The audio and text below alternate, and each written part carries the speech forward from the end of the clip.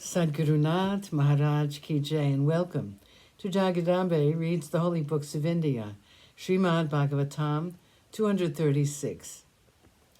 As you may remember, Kamsa wanted to kill his sister Devaki, and Vasudeva was trying to convince him not to.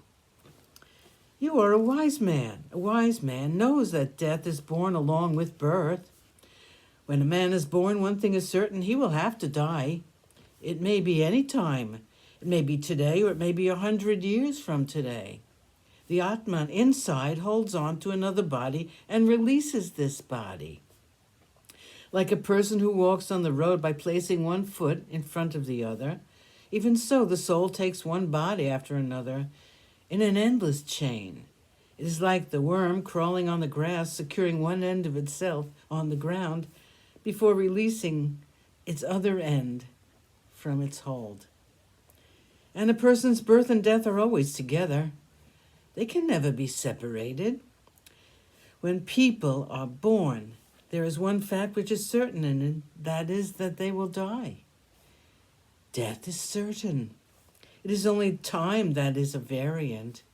The Dehin, that is the Atman which inhabits the body, is deathless.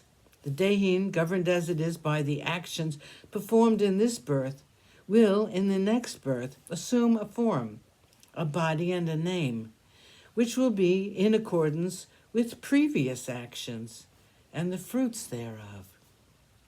When the Dehin abandons the body, it has already been decided as to what type of life the next is going to be. Death is but an intermittent stage between two births.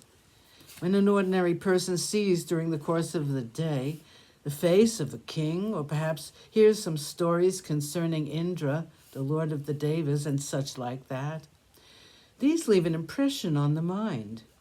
With these thoughts prevailing in the mind, if that person goes to sleep, he or she dreams of them, and in the dream world created by themselves, they are royalty or the Lord himself. While under the influence of dreams, a person forgets the waking state and the real self, which is that of an ordinary person.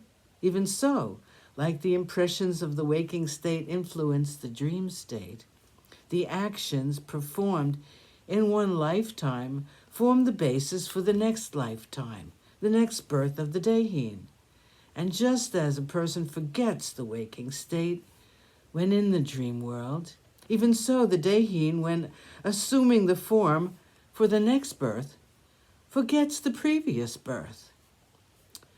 People lose themselves in the delusion that they are what they are, a sinner or a saint, a king or a beggar, as the case may be, forgetting that this condition has been preordained, not by fate, but by their own actions in the previous birth.